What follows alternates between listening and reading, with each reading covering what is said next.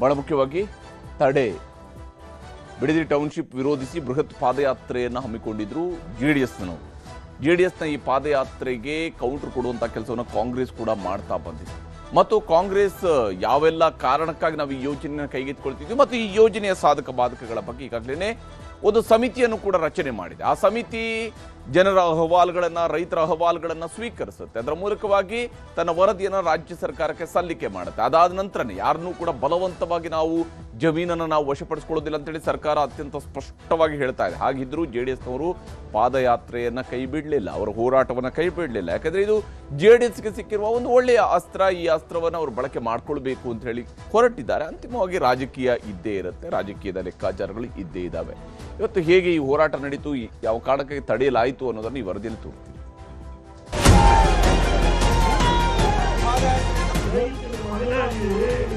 ಇವತ್ತು ರೈತರ ಹೊಟ್ಟೆ ಮೇಲೆ ಹೊಡೆದು ಯಾವ ಪುರುಷಾರ್ಥಕ್ಕೆ ಈ ಪ್ರಾಜೆಕ್ಟನ್ನ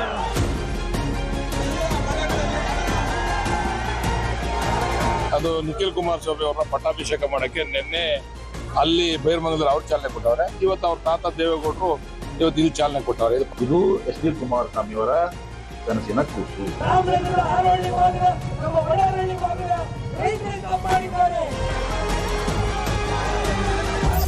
ಮೊದಲ ದಿನ ಅಪ್ಪನ ಆಶೀರ್ವಾದ, ಎರಡನೇ ದಿನ ತಾತನಿಂದ ವಿಜಯ ಸಂದೇಶ. ಹೀಗೆ ಬಿಡದಿಯ ಟೌನ್ಶಿಪ್ ವಿರುದ್ಧದ ಪಾದಯಾತ್ರೆಯ ನೇತೃತ್ವ ವಹಿಸಿದ್ದರು ನಿಖಿಲ್ ಕುಮಾರಸ್ವಾಮಿ. ಇಂದು ಬಿಡದಿಯಿಂದ ಹೊರಟ ನಿಖಿಲ್ ನೇತೃತ್ವದ ಪಾದಯಾತ್ರೆ ಬೆಂಗಳೂರಿಗೆ ಎಂಟ್ರಿ ಆಗುತ್ತಿದ್ದಂತೆ ತಡೆಯಲಾಗಿದೆ. 3 ದಿನಗಳ ಪಾದಯಾತ್ರೆ 2 ದಿನಕ್ಕೆ ಮುಕ್ತಾಯ ಕಂಡಿದೆ. ನಿನ್ನೆ ಬೈರಮಂಗಲದಿಂದ ಬಿಡದಿ, ಇಂದು ಬಿಡದಿಯಿಂದ ನೈಸ್ ರಸ್ತೆಯವರೆಗೆ ಹಮ್ಮಿಕೊಂಡಿದ್ದ ಪಾದಯಾತ್ರೆಯನ್ನ ಕಣಮಿಣಿಕಿ ಟೋಲ್ ದಾಟುತ್ತಿದ್ದಂತೆ ಪೊಲೀಸರು ತಡೆದಿದ್ದಾರೆ. ಕಣಮಿಣಿಕಿ ಟೋಲ್ ಬಳಿ ಬ್ಯಾರಿಕೇಡ್ ಹಾಕಿ ಪೊಲೀಸರು ತಡೆಯಲು ಮುಂದಾಗುತ್ತಿದ್ದಂತೆ ಪೊಲೀಸರು ಮತ್ತು ಜೆಡಿಎಸ್ ಕಾರ್ಯಕರ್ತರ ನಡುವೆ ತೀವ್ರ ವಾಗ್ವಾದ ನಡೆದಿದೆ.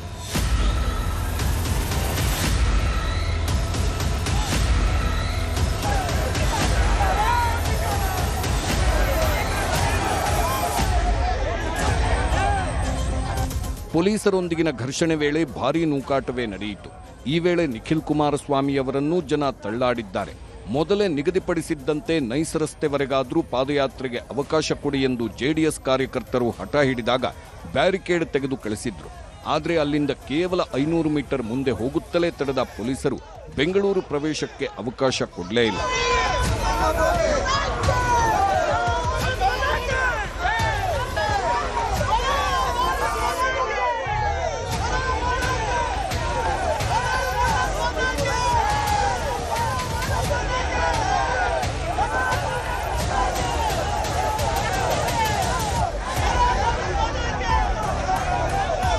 ಅನಿವಾರ್ಯವಾಗಿ ಪಾದಯಾತ್ರೆಗೆ ಬ್ರೇಕ್ ಹಾಕಿದ ಜೆಡಿಎಸ್ ನಾಯಕರು ಅಲ್ಲೇ ನಿಂತು ಮಳೆಯಲ್ಲೇ ಭಾಷಣ ಮಾಡುತ್ತಾ ಸರ್ಕಾರದ ವಿರುದ್ಧ ಹರಿಹಾಯ್ದರು.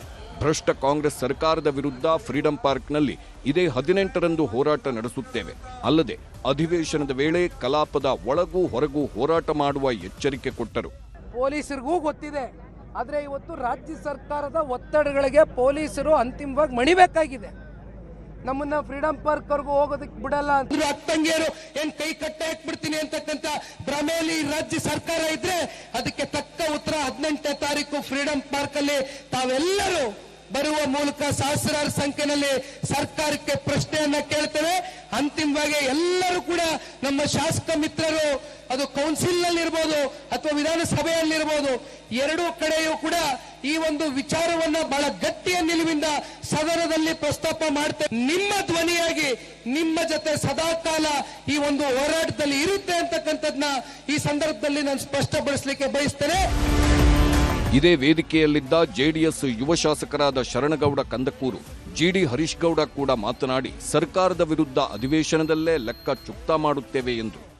ವಿಧಾನಸಭೆ ಅಧಿವೇಶನದಲ್ಲಿ ಸರ್ಕಾರದ ಮುಖವನ್ನ ಕಳಿಸತಕ್ಕಂಥ ಕೆಲಸ ಜೆಡಿಎಸ್ ಬಿಜೆಪಿದವರು ನಾವು ಖಂಡಿತವಾಗಿ ಮಾಡ್ತೀವಿ ಅಂತ ತಿಳ್ಕೊಂಡು ನಿಮ್ಮ ಹೋರಾಟಕ್ಕೆ ನಿನ್ನೆ ಕುಮಾರಸ್ವಾಮಿ ಅವರು ಇಂದು ಏನಪ್ಪ ಅಂದ್ರೆ ಇವತ್ತೇನು ಬೆಂಗಳೂರು ಚಲೋನೋ ಯಾವುದೋ ಆ ವಿಧಾನಸೌಧ ಚಲೋನೋ ಅದೆಲ್ಲಾನು ಏನಪ್ಪ ಅಂತಂದ್ರೆ ನಾವು ಮಾಡ್ತೀವಿ.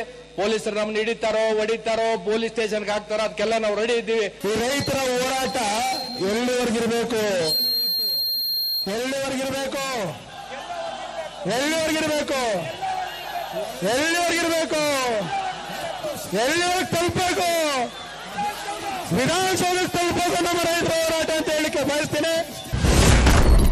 ಆಗಸ್ಟ್ 18ರಂದು ಫ್ರೀಡಂ ಪಾರ್ಕ್ನಲ್ಲಿ ಹೋರಾಟ. ದೇವೇಗೌಡರ ಗುಡುಗು, ಸರ್ಕಾರಕ್ಕೆ ಬಿಗ್ ವಾರ್ನಿಂಗ್. ಇನ್ನು 2ನೇ ದಿನದ ಪಾದಯಾತ್ರೆಗೆ ಚಾಲನೆ ಕೊಟ್ಟವರು ಮಾಜಿ ಪ್ರಧಾನಿ ದೇವೇಗೌಡರು. ಬೆಳಿಗ್ಗೆಯೇ ಬಿಡದಿಗೆ ಬಂದು ಪಾದಯಾತ್ರೆಗಳನ್ನು ಹುರಿದುಂಬಿಸಿದ್ರು.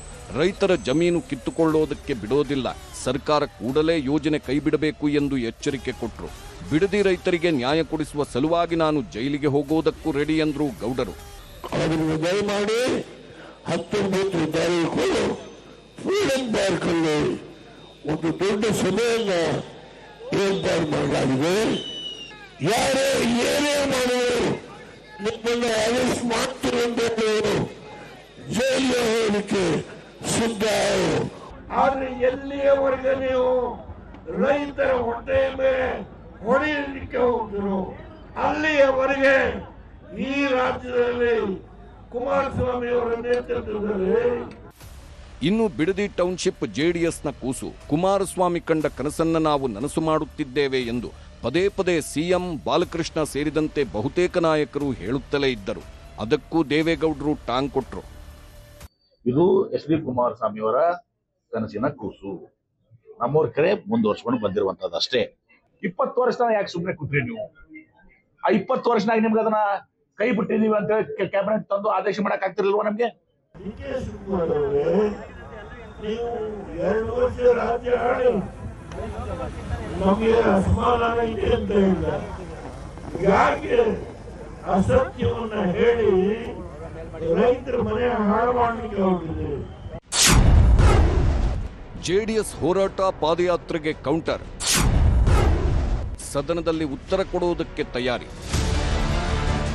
ಈ ಮಧ್ಯೆ ಬಿಡದಿ ವಿಚಾರಕ್ಕೆ ಸದನದಲ್ಲಿ ಪ್ರತಿಪಕ್ಷಗಳ ಟೀಕೆಗೆ ಪ್ರತ್ಯುತ್ತರ ಕೊಡಲು ಸರ್ಕಾರ ಸಿದ್ಧತೆ ಮಾಡಿಕೊಳ್ಳುತ್ತಿದೆ. ಶಾಸಕರ ಪಡೆ ರೆಡಿ ಮಾಡಲು ಸಿಎಂ ಡಿಕೆ ಶಿವಕುಮಾರ್ ಸೂಚನೆ ನೀಡಿದ್ದು, ಪ್ರತಿಪಕ್ಷಗಳ ಟೀಕೆಗೆ ಉತ್ತರ ಕೊಡಲು 30 ಶಾಸಕರು ಸಿದ್ಧತೆ ಮಾಡಿಕೊಳ್ಳುತ್ತಿದ್ದಾರೆ. ಬಿಡದಿ ಟೌನ್ಶಿಪ್ನ ಅನುಕೂಲಗಳ ಲಿಸ್ಟ್ ಮಾಡುತ್ತಿರುವ ಶಾಸಕರು ಜೆಡಿಎಸ್, ಬಿಜೆಪಿ ಕಾಲದ ಎಲ್ಲ ದಾಖಲೆಗಳನ್ನಿಟ್ಕೊಂಡು ಅಧ್ಯಯನ ಮಾಡುತ್ತಿದ್ದಾರೆ. ಪ್ರತಿ ಪ್ರಶ್ನೆಗಳಿಗೂ ಖಡಕ್ಕು ಉತ್ತರ ನೀಡಲು ಸಿದ್ಧರಾಗುತ್ತಿದ್ದಾರೆ. ರಾಜಕೀಯದ ಉಳುವಿಗೋಸ್ಕರ ಅವರು ಹೋರಾಟ ಮಾಡ್ತಾ ಇದ್ದಾರೆ. ಅಲ್ಲಿ ಯಾವ ರೈತರು ಇಲ್ಲ, ಹೊರಗಡೆ ಕ್ಷೇತ್ರದ ಕಾರ್ಯಕರ್ತರನ್ನ ಕರ್ಕೊಂಡ್ಬಂದು ಯಾತ್ರೆ ಮಾಡ್ತಾರೆ. ಮಾಡ್ಲಿ, ಪ್ರಜಾಪ್ರಭುತ್ವದ ಅವ್ರ ಹಕ್ಕನ್ನ ನಾನು ಬೇಡ ಅಂತ ಹೇಳಿದ್ರೆ.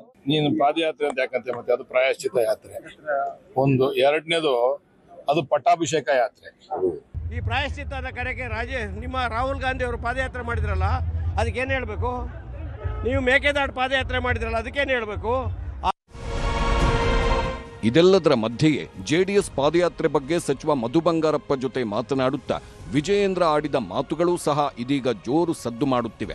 ಪರಿಹಾರ ತೆಗೆದುಕೊಂಡವರು ಕೂಡ ಪಾದಯಾತ್ರೆ ಮಾಡುತ್ತಿದ್ದಾರೆ. ನಾವು ಸಾಂಕೇತಿಕವಾಗಿ ಪಾಲ್ಗೊಂಡಿದ್ದೇವೆ ಅಂದಿದ್ರು ವಿಜಯೇಂದ್ರ.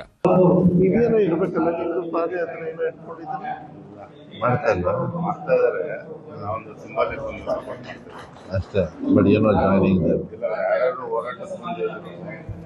ಅವರೆಲ್ಲ ಎಲ್ಲ ಕಾಂಪನ್ಸೇಷನ್ ಎಷ್ಟು ಪರ್ಸೆಂಟ್ ಹೋಗಿದೆ? ನಾನು ಐ ಹ್ಯಾವ್ ನಾಟ್ ಫಾಲೋಡ್. ಎಷ್ಟು ಪರ್ಸೆಂಟ್ ಬಟ್ ಕಾಂಪನ್ಸೇಷನ್ ತಗೊಳ್ತಾ ಇದ್ದಾರೆ. ನಾವು ಗೆಟಿಂಗ್ ವೀಕೆಂಡ್